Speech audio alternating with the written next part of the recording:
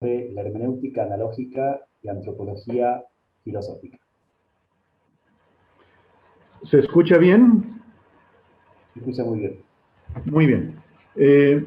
Muy bien, quiero comenzar saludando a todas y todos, agradeciendo a Rafael Cúnzulo y a la Universidad del Norte Santo Tomás de Aquino y a todos los amigos que están presentes por este espacio que me dan para conversar con ustedes. Quiero hablar acerca de cómo se podría aplicar la hermenéutica analógica a la antropología filosófica, viendo al ser humano como un ícono de paradojas. Es algo paradójico o paradojal. La antropología filosófica, que es la filosofía del ser humano, es decir, su estudio profundo, es una de las más importantes ramas de la filosofía. Quizá la más importante, porque el ser humano es lo que más nos importa. Hermenéutica de la facticidad humana, podríamos llamarla. La antropología filosófica es una ontología de la persona, pero también acoge diversos aspectos de la vida, tales como el ser animal de razón y de lenguaje, ser animal político, su aprecio por los símbolos, etcétera, etcétera. Aquí nos puede ser de mucha utilidad la hermenéutica. Es cierto que Heidegger rechazó la antropología filosófica en contra de Cassirer y que la suplió por la ontología fundamental, pero era porque esta última, en realidad, consistía ella misma en una antropología filosófica un tanto velada, de modo que daba la vuelta. Aquí deseo practicarla explícitamente, pero consciente de que es tributaria de la ontología y de la hermenéutica, según trataré de hacer ver. El ser humano como ser de paradojas. ¿Qué es el ser humano? Es la pregunta que más nos importa. En ella nos va la vida, porque versa sobre el sentido de esta. Todas las demás preguntas palidecen ante ella y se colocan en derredor suyo. No siempre se puede responder directamente. Es muy refleja o reflexiva, como se ve en la historia de la filosofía. Por ejemplo, en los filósofos griegos, que comenzaron por el estudio del mundo exterior y poco a poco se fueron centrando en el ser humano. Pero como dice San Agustín, el ser humano es misterioso para sí mismo. Cito textualmente, se ha hecho la gran pregunta, fin de la cita de las Confesiones, y no descansará hasta que encuentre la clave de su misterio. Es la pregunta de siempre, inagotable. Por supuesto que tiene su historia. En efecto, se le han dado muchas respuestas, todas ellas interesantes y que atienden a algún punto o aspecto del ser humano. De esa historia podemos extraer algunos rasgos, ya que es imposible sintetizarlos en una única reflexión, porque algunas de esas respuestas se oponen unas a otras. Claro que no ha habido consenso entre los pensadores y por eso uno tiene que elaborar su propia respuesta, su propia síntesis. Algunos han dado una respuesta materialista, otros una espiritualista, otros han tratado de combinarlas. Unos hacen al hombre sociable por naturaleza, otros antisocial. Unos lo hacen bueno de suyo, otros el lobo para el hombre. Unos lo ven de manera optimista, otros con un pesimismo extremo. Y aun cuando elaboremos una síntesis propia con los rasgos que sean compatibles, podemos decir que el hombre es un ser paradójico, es encuentro de contrarios, síntesis de compuestos, o por lo menos confluencia de estos. Ha habido coincidencia en decir que es carente e incompleto. Es el animal más desprovisto, lo cual se ve en su mismo nacimiento y lactancia.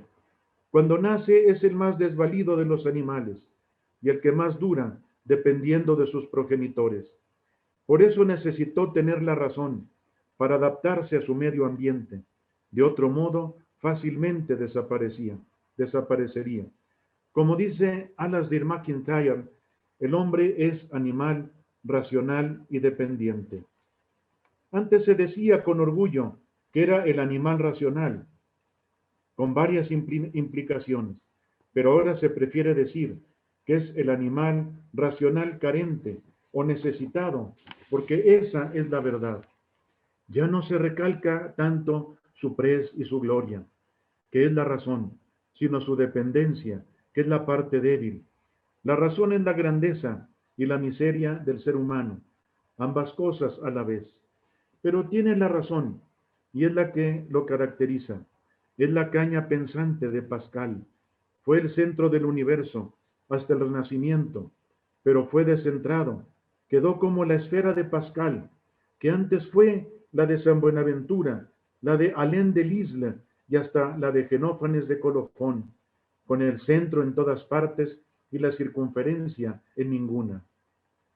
La hermenéutica analógica ve al ser humano sobre todo como el microcosmos, es decir, el compendio del mundo, metáfora hermosa, ya que no su centro. Es la síntesis, la mediación, el lugar de encuentro de todas las cosas. Por eso tiene correspondencias con todas ellas. Todo pasa por él y recibe de él su orientación. Es el mundo menor, el microcosmos. Microcosmos lo fue desde la antigüedad y lo sigue siendo, pues todavía Wittgenstein declaró que existía el microcosmos, que él era su mundo, un tanto solipsista, por concentrado en sí mismo. En cambio, la idea original del ser humano como microcosmos, desde Hermes Trismegisto, es que el hombre se relaciona con todas las cosas. Ser de relaciones es, sin embargo, algo sustancial. Se ve más su carácter relacional dentro de su condición paradójica. Y es que es sobre todo un ser de vinculación. Crea vínculos, naturalmente afectivos, además de otros. Es la religatio, desde la que tiene con las cosas, pasando por la que posee con las personas, hasta llegar incluso a la que se le da con el absoluto, como lo señaló ya Zubiri. Mas para vincularse, para relacionarse, para ser relacional, necesita ser sustancial, es decir, persona, con cierto aplomo, seguro de sí mismo, confiable, pero también lo construyen los demás. Está vinculado con los otros, en la sociedad, tanto familiar como social o política. Y no solo es racional, está supeditado a sus pasiones, a sus emociones, a sus sentimientos. Es un núcleo de intencionalidades, tanto cognitivas como volitivas y hasta emotivas. Es lo que vio Brentano y después desarrollaron dos discípulos suyos geniales, Freud y Husserl. Ambos fueron discípulos de Brentano. El primero con la noción de pulsión, el segundo en el conocimiento, que después su discípulo Scheler aplicaría a la voluntad. Estos dos últimos miraron lo consciente y aquel lo inconsciente. El ser humano es, pues, un animal mediador. Como microcosmos que es, conoce las mediaciones. Siempre las usa, el lenguaje, el rito, el mito, la poesía. No suele ir directamente a la realidad. Su camino a la naturaleza es la cultura. Como hizo Ricoeur, no habla directamente el ser humano del mal, sino a través del mito. Se vale del rito para establecer contacto con la gente. A través de la poesía se relaciona con la realidad, se la hace habitable. El mismo lenguaje quita la mudez a las cosas que están en silencio, les cancela su mutismo. A las cosas va con el lenguaje, inclusive realiza su deseo a través de mediaciones. Lenguaje, mitos, ritos, poesía, le dan el encuadre para ello. La mediación, de hecho, es la cultura. Esta es la que nos hace salir de la animalidad, del estado natural, ya sea histórico o hipotético, según decía mi amigo ya afinado Bolívar Echeverría. Algo que le faltó a Heidegger, según sus discípulos, es que el ser humano no únicamente existe conociendo, sino que también existe amando. No en balde, su alumna, Hannah Arendt, escribió su tesis sobre el amor en San Agustín, y otro discípulo suyo, Carl Levitt, sobre el ser con, es decir, el hombre, además del conocimiento, vive del sentimiento. A donde no llega su conocimiento, llega su deseo. Además, no es solo un ser para la muerte, es un ser para la vida. Siempre está abierto a alguna posibilidad. El ser hombre es crítico, por eso tiene utopías, y puede ser revolucionario incluso. Por lo menos se inconforma con lo dado, y planea o proyecta algo mejor. Por eso los antiguos decían que el ser humano oscila entre Mercurio y Saturno, entre la ansiedad y la melancolía. Esta última, a su vez, oscilaba entre el genio y la locura, como se vio en el Quijote. El ser humano oscila entre la angustia y la depresión y tiene que colocarse en el medio. De ese modo puede alcanzar la alegría. Ciertamente el ser humano es el animal hermenéutico, según lo llamaron Pedro Laín Entralgo y Luis Sencillo. Ya antes Cassirer lo había llamado el animal simbólico, lo cual es igualmente cierto. El ser humano interpreta, hace hermenéutica, pero sobre todo es el símbolo, el signo más necesario de interpretación, pues como decía Ricoeur, es el que está más lleno de significado. Y lo es porque está cargado de afecto, y este es el que más nos mueve, incluso más que el intelecto. Por eso es el animal paradójico, según lo llamó atinadamente José Lorite Mena. El ser humano es paradójico porque es unión de contrarios. Esto lo habían alcanzado a ver varios pensadores. Uno de ellos fue Nicolás de Cusa, quien habló de Dios como el punto en el que se encontraban los opuestos, pero consideró al hombre segundo Dios, y por eso también se cumplía en él mismo, lo cual reflejó con su apelación al microcosmos. Lo que en Dios es infinito, en el hombre se da de manera finita y también muy limitada. Igualmente lo captó Pascal, quien llegó a decir, lo cito textualmente, «Conoce, pues, hombre soberbio, qué paradoja eres tú mismo». Fin de la cita de los pensamientos. Otro fue Kierkegaard, quien puso como centro de su filosofar la paradoja, en la que no se pueden separar los opuestos, porque está más allá de o lo uno o lo otro.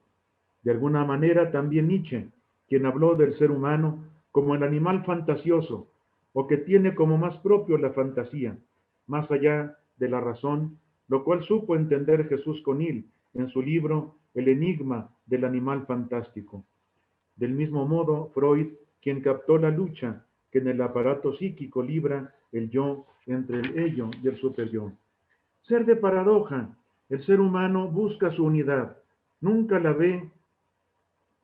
va a lograr, pero es muy noble el intento y se ve recompensado con un acercamiento. Solo unidad proporcional, solamente analógica, porque el hombre es un ser analógico. Y es que la analogía, la proporción, es lo que usó Aristóteles para minimizar un poco el principio de no contradicción, consciente de que no siempre se iba a poder cumplir. Y fue lo que los místicos, entre ellos Santo Tomás y el maestro Eckhart, usaron para poder hablar de lo inefable, y lo que emplearon los románticos, entre ellos Kierkegaard, para reducir la paradoja. Por eso bien podemos decir que el ser humano es un animal analógico, por lo mismo que es paradójico. Usa la noción de analogía para disfrazar su contradicción, para minorar su extrañeza, para hacer de la natura cultura. Y esto, impostado en la hermenéutica, nos abre a una hermenéutica analógica. Veamos si se aplica al hombre. La investigación sobre el ser humano corresponde en nuestra área a la antropología filosófica, la cual se ha afanado en vertebrar los estudios que sobre él se han hecho. De esta manera coordina las humanidades que se aglutinan en torno al ser humano. en los ámbitos donde no se da la exactitud, que es el ideal de todo pensamiento unívoco, por lo tanto, de la hermenéutica unívoca, se tiene que aplicar una hermenéutica analógica que evite la caída en una interpretación equívoca, la cual no saldrá nunca de la ambigüedad, sino que se irá hundiendo cada vez más en ella. Las ciencias humanas perdieron mucho tiempo queriéndose plegar al ideal del rigor de las ciencias exactas, a las que trataron de imitar. Con el positivismo lógico, se tuvo por modelo la física matemática, imponiendo la formalización y hasta la axiomatización, que nunca fueron alcanzadas. No era la episteme que les convenía, no era de su competencia, hasta que se dieron cuenta de que podían tener una episteme interpretativa, esto es, hermenéutica, y cada vez más se fueron orientando hacia ella. No en balde, déjenme decirles, en la UNAM se ha hecho un seminario de hermenéutica dentro del subsistema de humanidades, para que a través de la filosofía y la filología sea como la coordinadora de todas las humanidades que están en derredor suyo. La hermenéutica tiene una episteme más abierta que las ciencias físico-matemáticas. Más bien, aquí el peligro ha sido el relativismo excesivo que han adoptado los hermeneutas posmodernos, muy a tono con el nihilismo que la posmodernidad trae consigo, pero se ha mostrado nefasta para esas disciplinas. Por eso ha sido necesario recurrir a una episteme que, sin perder esa apertura, evitara esos inconvenientes y mantuviera un mínimo rigor proporcional a ese tipo de ciencias. Así, la hermenéutica analógica, que no tiene la pretensión rigorista de la hermenéutica unívoca, pero tampoco la dispersión extrema de la hermenéutica equívoca, se coloca en esa mediación, en ese equilibrio proporcional que resulta adecuado para este tipo de disciplinas, que no alcanzan la exactitud que se había deseado, pero que tampoco se derrumban en la inexactitud que se había temido. Y aquí puedo decirles algo anecdótico. A mí me tocó, de alguna manera, navegar en estas dos corrientes que son las principales que se han dado en nuestro tiempo. Por un lado, la filosofía analítica. Estuve 12 años en el Instituto de Investigaciones Filosóficas de la UNAM, que es totalmente, no marcadamente, totalmente de filosofía analítica. Y también después me tocó estar en el Instituto de Investigaciones Filológicas, en el cual se daba la filosofía posmoderna. Es decir, los dos extremos. Por eso yo creo que la hermenéutica analógica se me manifestó como una exigencia vital, algo de vida, no únicamente de pensamiento, porque estaba yo estirado dolorosamente entre una hermenéutica unívoca que se daba en el positivismo lógico de la filosofía analítica y por el otro lado una hermenéutica equívoca que se daba en la filosofía posmoderna, que tenía un ideal totalmente equivocista de una amplitud desmedida. Ambas corrientes tuvieron que, de alguna manera, sintetizarse, y así surgió la hermenéutica analógica. Trata de lograr la exigencia de rigor que piden los analíticos, pero también la exigencia de apertura que solicitan los posmodernos. Veamos la hermenéutica como interpretación, por eso, de la paradoja. Ante todo, el ser humano es persona. Esta es su parte ontológica más fuerte, ya que en el ámbito de los seres, el ser personal es el más acabado y perfecto. Tiene autonomía ontológica, aunque no la tenga completa en lo social, pues depende de los demás para vivir, pero no para existir. Sin embargo, para la vida pública, para la vida política, inclusive para la familia, como ya lo decía el propio Aristóteles, el ser humano necesita de los demás. Lo dice muy hermosamente en la política. El ser humano necesita de los otros. para la amistad y para el trabajo, es decir, para el amor y para la actividad. Una ontología de la persona nos revela que ella es el ente más logrado de todos cuantos se dan en el ámbito ontológico. Es una sustancia, pero no se queda en eso. Es decir, muchos de los filósofos posmodernos han querido hacer del ser humano, de la persona, únicamente relación, pura relación, relación y más relación. Pero no puede haber relación si no hay cosas, si no hay sustancias. Por eso hay que comenzar admitiendo que el ser humano es una sustancia. Pero, como decía, no se queda en eso. No es como el yo cartesiano y el de los idealistas. Es algo más, es racional, y con ello deja de ser mero objeto, para constituirse en sujeto. Pero no es puro sujeto, reconoce que también es objeto, es las dos cosas. Ni subraya la subjetividad como los idealistas, ni subraya la objetividad como los materialistas. Es un compuesto de ambos. Es, pues, el ser humano racional, pero no puramente racional, como quiso Kant, ni pura voluntad, como quiso Schopenhauer, ni pura libertad, como pretendieron los románticos, ni puro determinismo, según los positivistas.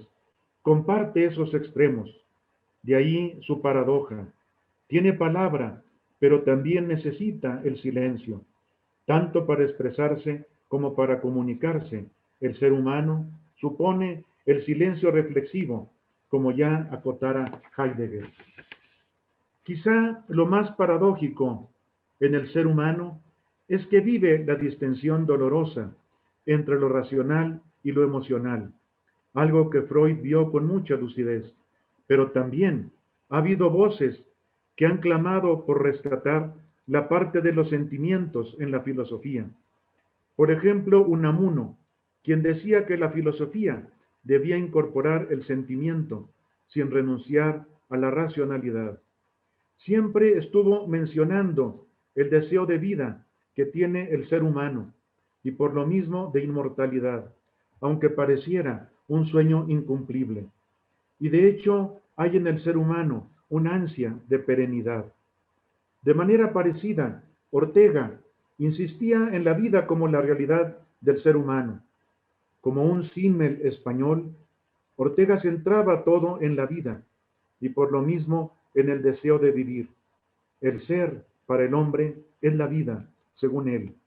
Esto me ha recordado a San Alberto Magno, quien decía que el ser para los vivientes es la vida. Esse viventibus est vivere. Y no está mal, ya que nuestra existencia es precisamente nuestra vida.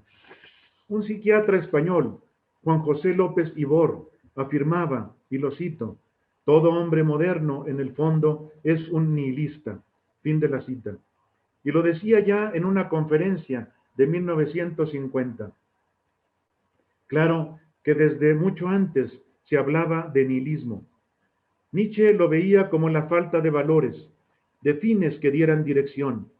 López Ibor lo relaciona con el aburrimiento, el tedio, la náusea, etc. Es en el fondo la ansiedad, que ya señalaba Kierkegaard, la angustia, en su obra El concepto de la angustia, pero también la melancolía. Es lo que decía Baudelaire del flaneur y otros que estaban en el spleen de París. Es la cura y la angustia de Heidegger. Es el vacío y el tedio que veían los medievales, que la llamaban la asedia, y Pascal el aburrimiento. Es el vacío en la existencia, la falta de valores, de fines o dirección. Por eso hay que dar un sentido a la vida. Recientemente esto lo ha subrayado Viktor Frankl en su logoterapia o psicoanálisis existencialista. El ser humano no puede vivir sin sentido, tiene que buscarlo. El ser humano vive en la contradicción, pero no puede durar en ella. Atenazado por la lucha de los contrarios que en su ser se agitan, tiene que aprender a conciliarlos. Es unión de opuestos, es lo que Jung llamaba identificación, es lo que constituye la maduración del ser humano, según él. Lograr esa coincidencia oppositorum, como la llamaban Nicolás de Cusa, Giordano Bruno y otros, es lo que hace el ser humano para poder andar en la vida. No en balde afirmaba Hölderlin que la poesía era la que le hacía al hombre habitable el mundo, pues es uno de los recursos que le dan sentido. Otro de ellos es la filosofía, muy cercano a la poesía. Por eso hay que aprender a conjuntar esos dos aspectos suyos que se muestran contrarios. Filosofía y poesía han sido vistos como cosas diferentes, pero no lo son tanto, o tenemos que aprender a acercarlas. Veamos ahora la analogía como reducción de la paradoja. Atinadamente vio Octavio Paz que la analogía modulaba y equilibraba la ironía de los románticos. Yo añadiría que también la de Kierkegaard. En efecto, la ironía es rebeldía contra la realidad social o cultural dada, pero con el fin de evitar que se vuelva sarcasmo, el cual oculta el desgarramiento, hay que atemperarla con la analogía. Yo pude hablar en 2 ocasiones con con Octavio Paz, acerca de la analogía, porque para él la analogía es el núcleo de la poesía. Para él, como lo dice en un libro hermosísimo, Los hijos del limo, del romanticismo a la vanguardia. Y fíjense ya, el mismo título es analógico. Los poetas románticos hasta la vanguardia son hijos del limo, que es un lodo creativo.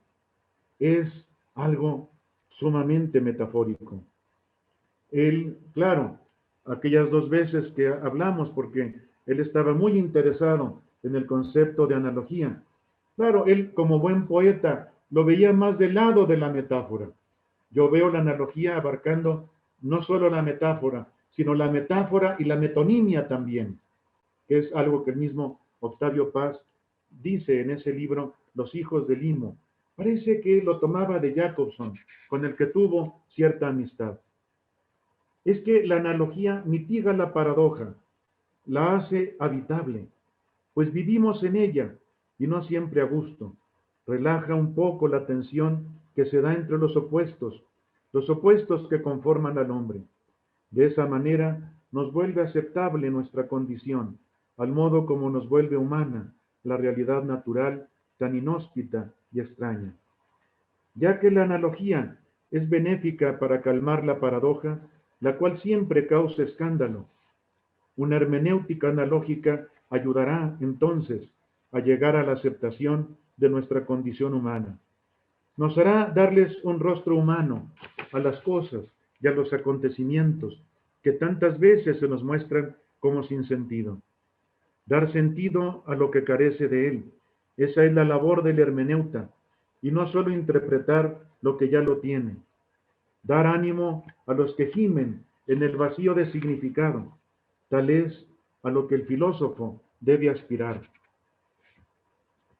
Derrida anunciaba un apocalipsis de sentido en su librito sobre un tono apocalíptico adoptado recientemente en filosofía, donde parodia un poco a Kant.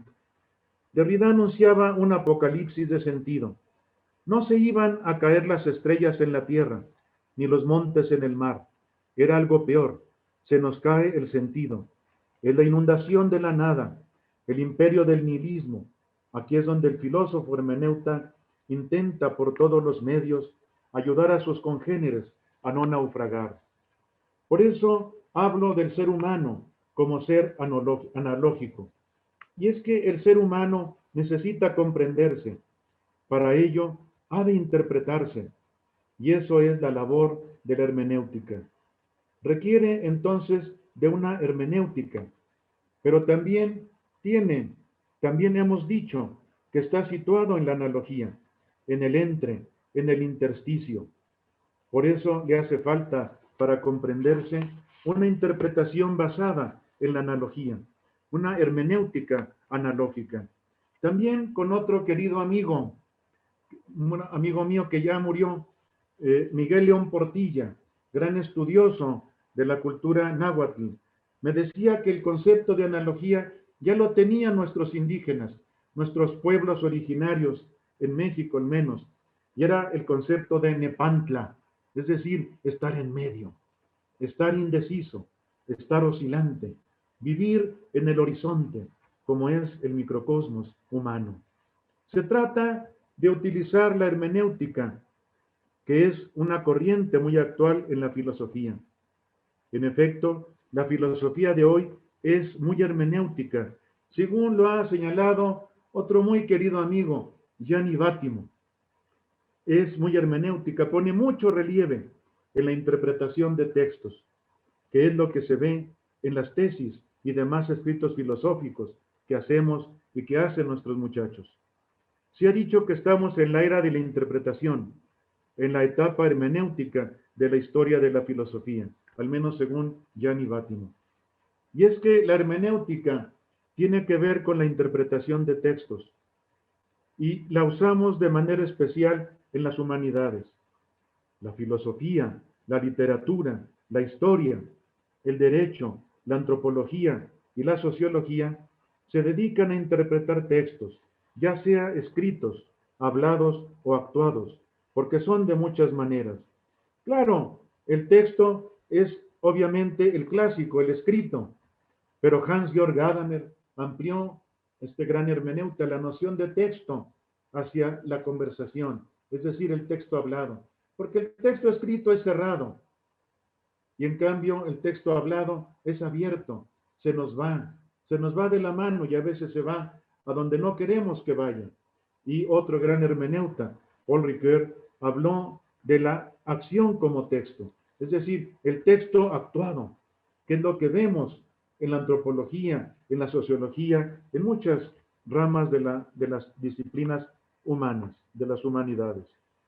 Además, en el texto buscamos la intención de su autor, lo que quiso decir, y esta, la intención, quedará más clara mientras más estudiemos el contexto en que el texto fue producido.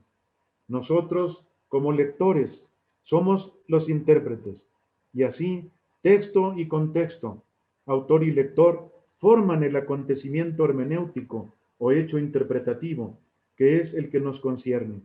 Por supuesto que interviene un código, como el lenguaje, que tenemos que conocer para decodificar o descifrar el texto, y algunos otros elementos, pero hemos enumerado los principales. Pues bien, la hermenéutica se encuentra ahora atrapada y estirada dolorosamente por dos corrientes que la estrujan. Son la filosofía analítica y la filosofía posmoderna. En la filosofía analítica se trata de la vertiente positivista, que todavía perdura, a pesar del sano giro pragmatista que se ha dado en esta corriente. En ella se da una tendencia univocista muy fuerte, a saber, una que pretende una única y sola interpretación como válida, y todas las demás serían incorrectas. Esto lo vemos, aunque ellos dicen que no, pero en muchos analíticos que son sobre todo de vertiente positivista lógica. En la filosofía posmoderna, al revés, se da el equivocismo, un equivocismo muy notorio, es decir, un relativismo extremo, a pesar de que algunos han tratado de moderarse y encontrar o poner límites. Es decir, ha faltado una postura analogista en la hermenéutica, una que no tenga la cerrazón de la hermenéutica unívoca del positivismo, pero tampoco la desmesurada apertura de la mayoría de los posmodernismos, porque muchos de ellos son hermeneutas equívocos, amantes de la ambigüedad. Por eso he querido proponer una hermenéutica analógica que se beneficie de las ventajas de la univocidad y de la equivocidad, sin padecer sus desventajas, de la hermenéutica unívoca, de la filosofía analítica, aceptará la tendencia hacia la exactitud, y de la hermenéutica equívoca tendrá que aceptar su apertura, pero sin caer en el rigorismo de la primera, ni en el relativismo absurdo de la segunda. Se mantendrá en un equilibrio proporcional, que es la justa medida. Por eso a mí me ha tocado luchar con ambas vertientes. Como he dicho, he navegado en ellas, pero también he tenido que criticarlas. En el Instituto de Investigaciones Filosóficas de la UNAM, que es preponderantemente, si no es que completamente analítico, me invitaron a exponer la hermenéutica analógica. Y ellos me decían que no son unívocos. Claro que sí. Vean cómo lo están diciendo. Era la manera como yo les hacía ver su univocismo. Es decir, solo admiten un solo significado, una sola lectura, una sola interpretación en el texto. En cambio, también en mi facultad de Filosofía y Letras me han invitado a exponer la hermenéutica analógica mía. Y allí los posmodernos son los que predominan. Y me decían que yo era obtuso, cerrado, etcétera. Sin embargo, creo que ellos exageran un poco o demasiado la apertura, la desmesurada apertura que quieren en la interpretación. Por eso tuve que buscar la mediación, tuve que buscar el entre, tuve que buscar el intersticio para poder habitar en ese horizonte, habitar en los límites, porque la analogía es sensibilidad hacia los límites. Pone límite a la univocidad para que se abra, pero también pone límite a la equivocidad para que no sea tan abierta, tan desmesuradamente abierta. Bien, voy llegando a mi conclusión. El estudio del ser humano en la antropología filosófica o filosofía del ser humano parte ciertamente de una ontología de la persona, pero va más allá. Trata de juntar los aspectos principales que lo constituyen, es decir, en la parte de la esencia, ciertamente su parte sustancial, pero en su parte de la existencia, su parte o su aspecto relacional, que son todos ellos. Unos aspectos son agradables, como la vida, la alegría y la virtud. Otros son ingratos, como el sufrimiento, el tedio y la muerte. Pero todos ellos encuentran su coherencia, una otra coherencia a través de la analogía. Porque sabemos que Aristóteles, que era como gran biólogo, muy atento a lo vivo, muy atento a lo orgánico, muy atento a los organismos, tanto de las plantas como de los animales y del ser humano, introdujo el concepto de analogía para abrir un poco el principio de no contradicción, porque era muy atosigante, demasiado severo. Sabemos que su ideal de ciencia para Aristóteles, como se ve en los analíticos posteriores, era toda una axiomática, límpida, cristalina, pero nunca la cumplió, ni siquiera en la metafísica, que era donde uno esperaba que la cumpliera. Introdujo en la metafísica la analogía. En el libro quinto de la metafísica vemos que Aristóteles dice que el ser se dice de muchas maneras. También el ser humano tiene muchas perspectivas, se dice de muchas maneras. O la hos legetai, decía Aristóteles, a la prosgen, sin embargo, según un orden, según una unidad. Por eso adopté la analogía para la hermenéutica y espero que abra también horizontes. Por eso una hermenéutica analógica encuentra en este punto su aplicabilidad y su interés. Es preciso interpretar al hombre, hacer una hermenéutica de la facticidad humana, que ella será la antropología filosófica, la ontología fundamental del ser humano, porque estamos carentes, estamos muchas veces necesitados de sentido, y por eso esta aplicación de la hermenéutica analógica a la antropología filosófica pretende abrir un pequeño camino, una dirección, una orientación, una meta, porque es lo que necesitamos mucho nosotros. Muchísimas gracias.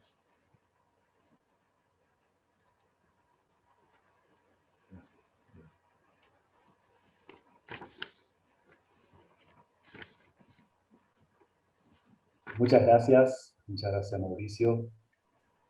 Muy bien. Ahora le cederé la palabra